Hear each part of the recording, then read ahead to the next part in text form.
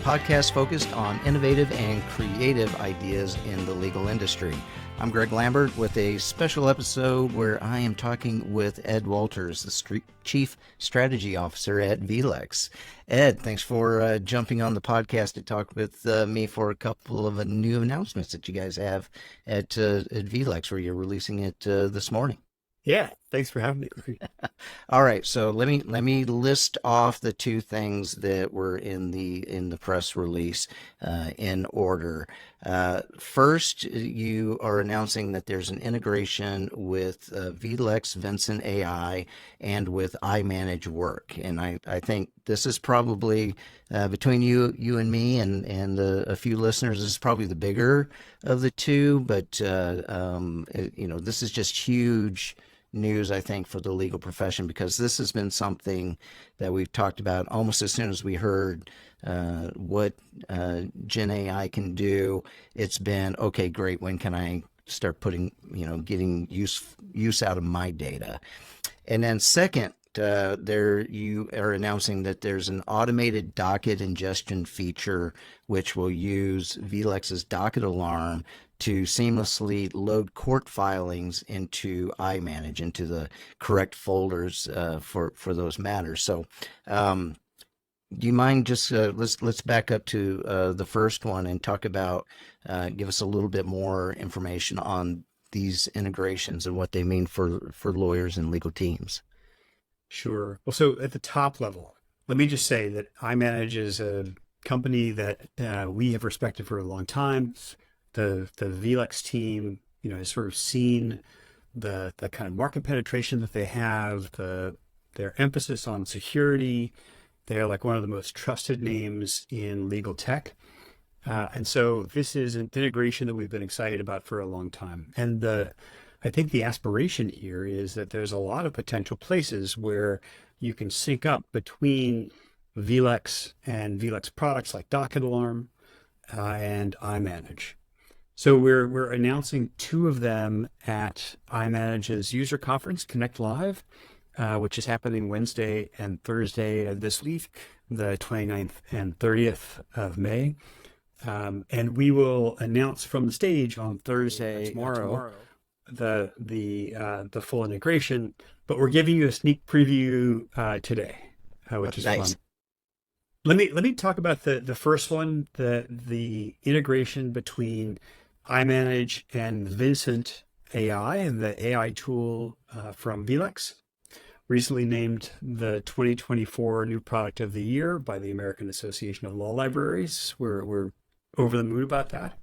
So the way this is going to work is that it is going to be an integration between iManage's Insight Plus collection for a firm and that firm's vLex Vincent AI subscription.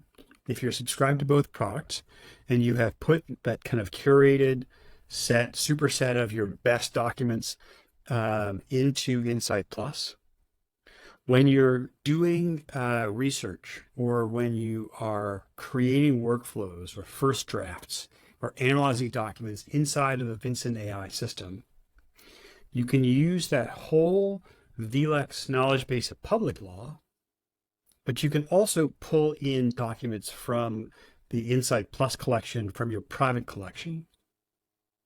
And let me just say for a second why I'm so geeked about this on Geek in Review. I really think that the legal brain kind of has two halves.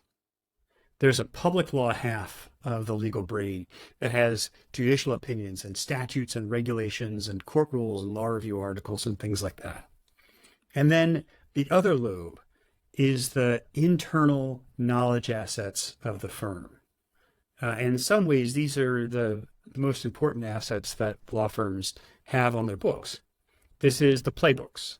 This is the unique way of doing things. This is what, if you train your lawyers, this is what you're hoping that they're going to learn. And I think for generative AI, we've had solutions that look at internal law firm playbooks. We've had solutions that look at the kind of right lobe of the brain, the public law part of it. But I think this will be the first time you can look at both at the same time in the same interface with the same generative AI tool. And I think in the same ways that we were pleasantly surprised at what happened when you run generative AI on the public law database, I think we're going to be equally amazed at what happens when you combine the world's largest public law intelligence platform in vLex. And I think the largest collection of internal firm documents with iManage. Yeah, I imagine it is. Now, just a kind of a technical question before we move on. Is this the cloud version of iManage? Would the firm need to be on that version in order to get access to these features? Yes. So you need to be on the Insight Plus platform inside of iManage. And that is not like the entire database from the firm. This is a curated set of documents that law firms say, I want to put this in the Insight Plus collection. And typically this would be like a knowledge management team that has worked with the individual practice areas to to dumb it down a little bit so even I could understand it. Or basically you want your best practice documents that are in there, kind of like the old days where, we started with a Redwell that had the best contracts. Right. Then we moved that online with our KM team, and now this is just kind of that next version of that bigger, better class of documents, right? I think that's right. I think that's a good way of understanding it. And I think when you're looking at AI, and we've talked about this before, retrieval augmented generation, all of the results coming out of generative AI are based on the data, on the quality of the data, on the quantity of the data. And I don't think that you would want generative AI training on everything.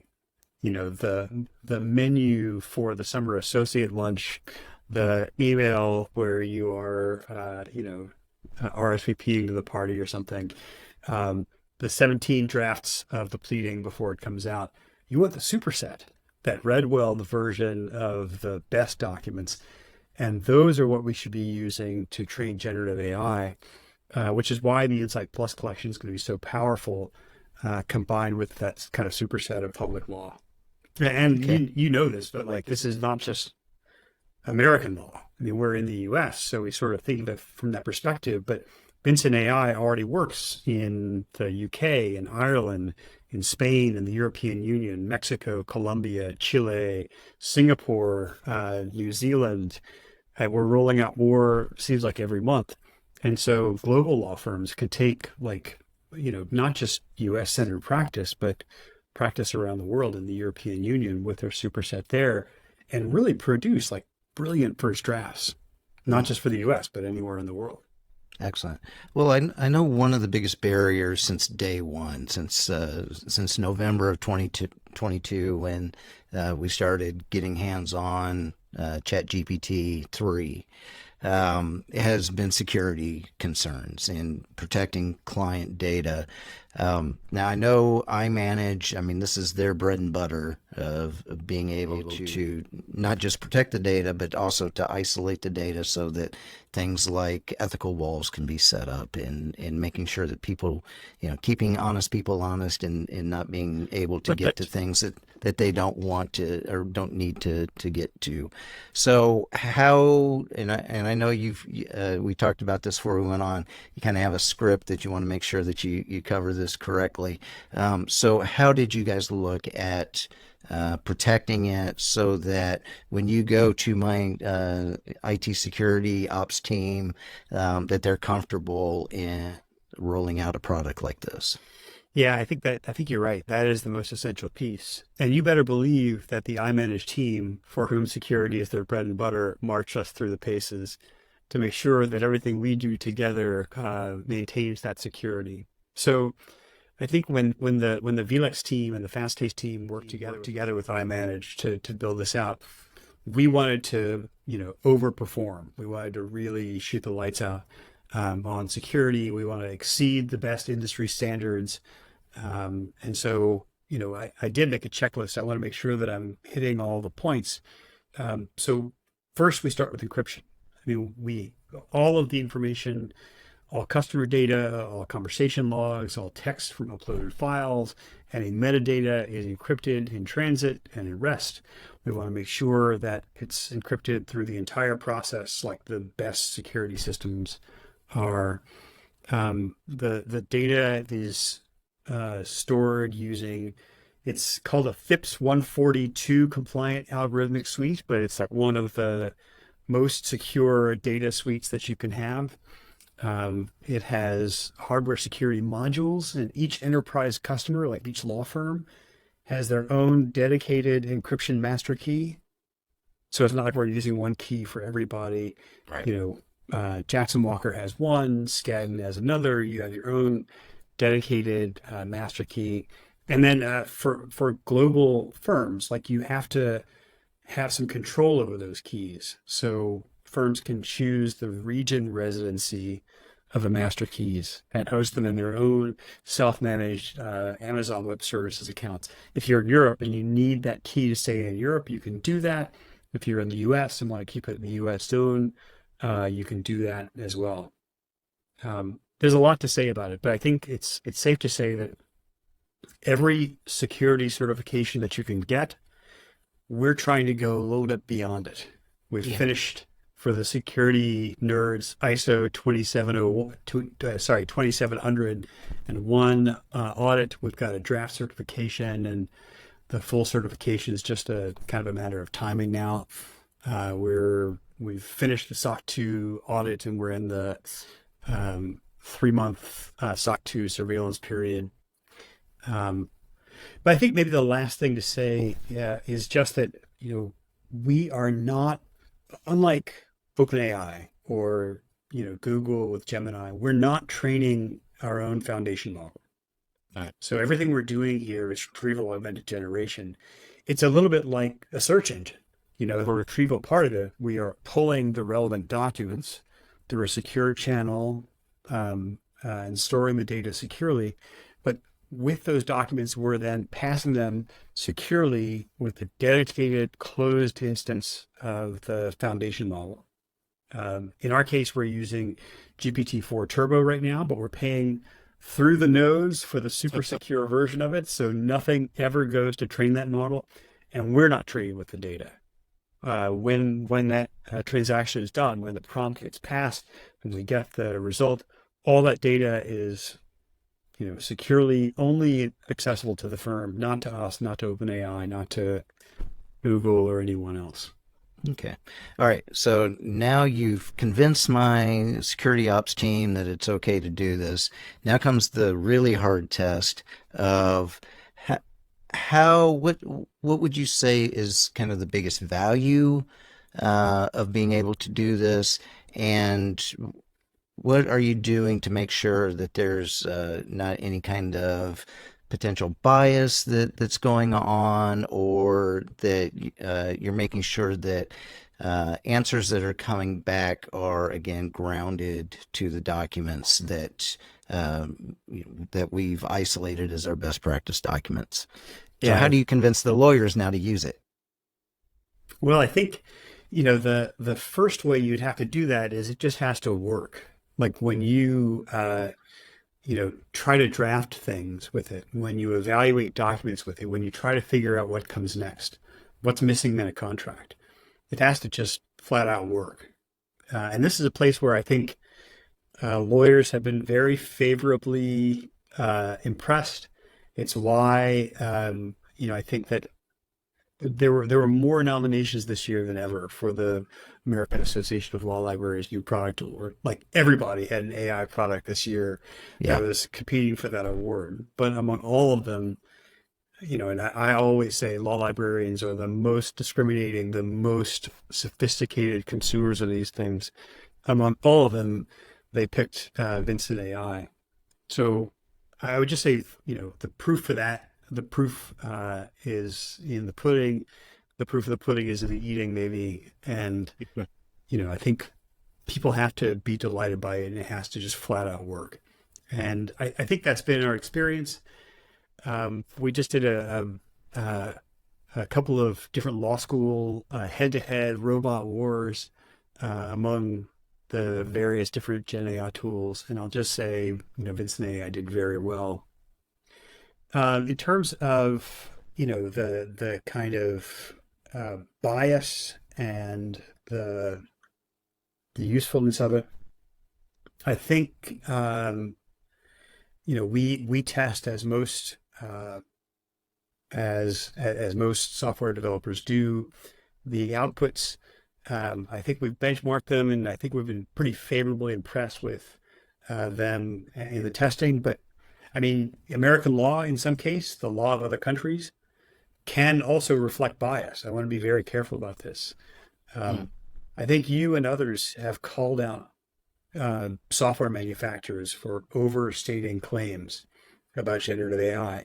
I don't want to do that here. I think generative AI is amazing, but in some sense, these transformers, the T and GPT, are really kind of predicting what the next word is going to be. And not all of the law in the world's history is unbiased. And so I think this is a problem we'll face in the profession. I think Vincent does very well on these things, but I'll never say it is completely unbiased. Maybe the last thing to say about it is just the usefulness of it. I think that there's a lot of things that lawyers do and legal information professionals do that they can't bill through, that is just burner time. I think about the document review that we did before eDiscovery came out, right? Is it useful to have technology-assisted review for eDiscovery? Absolutely. I mean, as one of the lawyers who did paper discovery back in the day, anybody who's had to do that will find it extremely useful if we can automate and mechanize the drudge work. And I'll also say, I'm not Panglossian about it. I'm not going to say this is the solution that does everything. I always imagine legal work like a chain, right? And we can replace certain links in that chain, but the last links in that chain have to be human judgment. You have to have discriminating information professionals when you do retrieval augmented generation who can look at what's going into making the answer and say, include these, not this one. No, I don't think this one's useful. That's a place where I think Vincent really stands out. Users can go through and audit the list and say, I don't want to include these two, but I want the rest of them. And I think it is hopefully like more incumbent than ever that legal information professionals, law librarians, paralegals, researchers, and lawyers are very, very careful. They're more discriminating than ever about those sources. You need to make sure that all of the cases exist in the world, that they're not hallucinated. You need to make them verifiable. You need to check to make sure that you're using the right work product from inside of iManage. And so in some ways, we are automating the worst parts of the work like we did with eDiscovery, but it does require that we are more sophisticated in some ways. We're more critical and discriminating in some ways, and these are skills that'll be important for the next 20 years. Yeah, I'm gonna hit you with a question that isn't on the list, and hopefully it's not outside the scope here. But during the testing of this, was there anything that kind of stood out or surprised you that worked better than you thought when you're integrating these two products? Yeah, I don't have a good answer for the iManage front, but I have a great answer from a demo that I did with Craig Newton, who is the director of Cornell's Legal Information Institute. Mm-hmm. We were trying to make Vincent screw up. And we were off-roading a little bit. We had the mud tires on. And so we were asking questions that there weren't answers to see if we could make Vincent make something up. And so we were asking questions about the liability when unoccupied autonomous cars crash. And there's not really any answer to that question. Right. And Craig knew it, and he was trying to make it flow or create cases from the future or something. And which can happen, I hear. Can happen.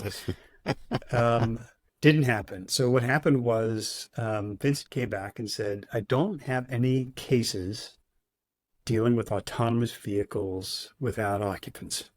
But you might find interesting these analogous cases from the 1930s when elevators stopped having operators and started running by themselves.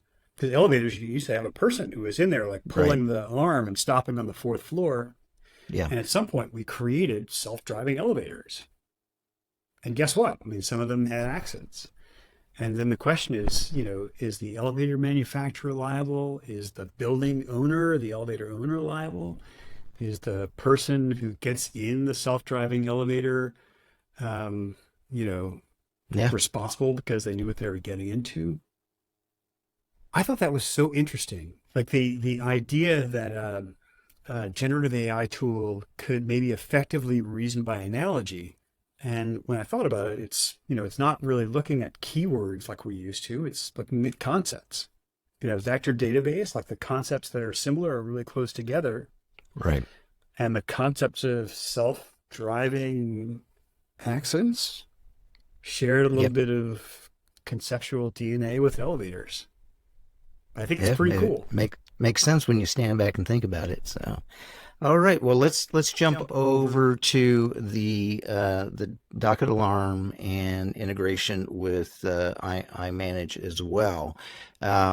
So, talk to us a little bit more about how this is set up and what the use cases are for firms to kind of automate this process of moving docket information directly into iManage. Sure. Well, I think people know Docket Alarm. The idea is it will track litigation for firms, in addition to being a great research library and analytics library, searching for precedents and things like that.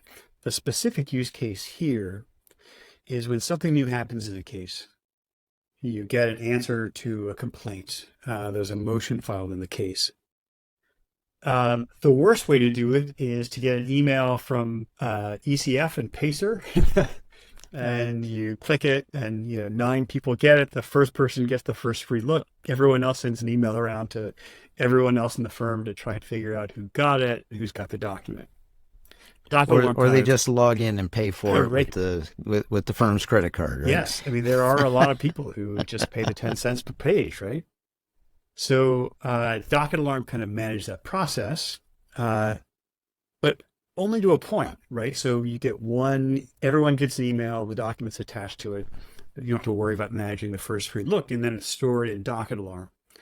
The problem is that, most iManage users, and there's a lot of them, don't want the Docket Alarm's software to be the repo for those documents. So they're manually saving them one by one into the right client and matter in iManage. And there are, I think it's, probably 75% of the biggest 100 firms in the US use both Docket Alarm and iManage. And, 7, 8, 10 lawyers at a firm, docketing clerks, information professionals, law librarians are getting these emails, and nobody knows, did someone save it in iManage? Right. And save it into the right folder. Yeah, they did. And then you have this happen scores of times a day. And so I don't think this is magical, but it's extremely practical and useful. If you are one of the firms that's using both iManage and Docket Alarm, when that happens, you'll still get an email. It'll still be saved for you in Docket Alarm, but it will also be saved to the client and the matter inside of iManage in exactly the right place. It will resolve conflicts. If there's an update to that document, it's automatically synced. If someone has the wrong version of it, it'll be replaced by the right version of it, and all securely, and nobody has to think about it. Right. So I don't know. I think people tend to push like these kind of magical AI solutions. I think this is just part of the integration that's very practical and very useful. Is this again the cloud version of iManage that you need to have, or does this work? This work. Both? Yep. Okay.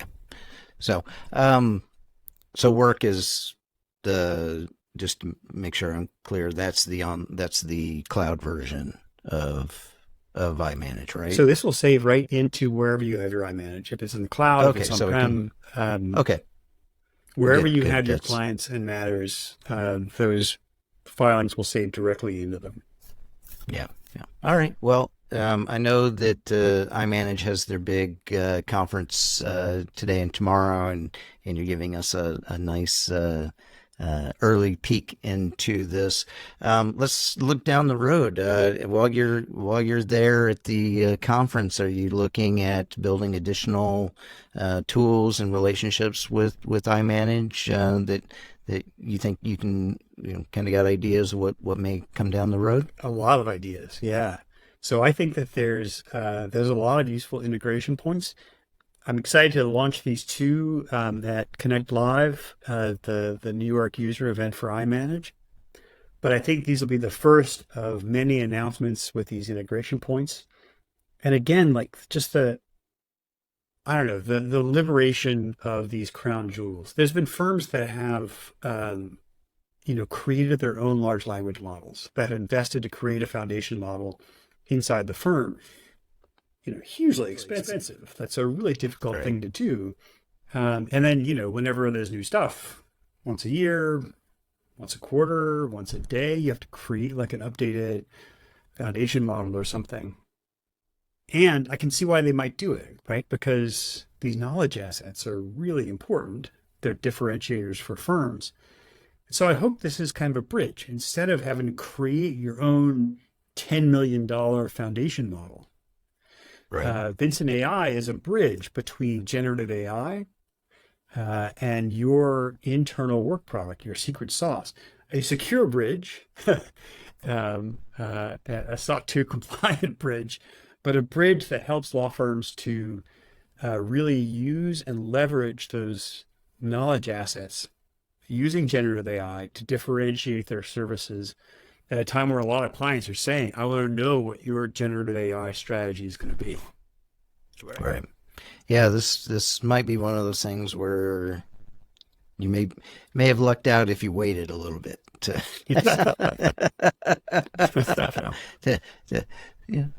sometimes if you were the kid in high school who did your homework with the epic all-nighter, which you might have been, Greg. I certainly was. Yeah. No, I was a college student that did that. All right. Well, Ed Walters, Chief Strategy Officer at vLex, I want to thank you very much for coming in and taking the time to talk with us about the two new announcements that you have between vLex and iManage. So thanks, Ed. Thanks for having me, Greg. All right. And of course, thanks to all the listeners for listening to the Geek and Review. If you like what you hear, please share it with a colleague. We'd love to hear from you. So reach out to us online. LinkedIn is probably the best place to get a hold of us. Ed, if somebody wanted to learn more, where should they go? LinkedIn /in/Walters. I think I still have a, burner Twitter account on X at EJ Walters, but I'm with you. I think LinkedIn's where it's at these days. I think so. For the legal profession, that seems to be where we're housing right now. So, and of course, the music that you hear is from Jerry David DeSecco. So, thank you, Jerry. Thanks again, Ed. Thanks, Greg.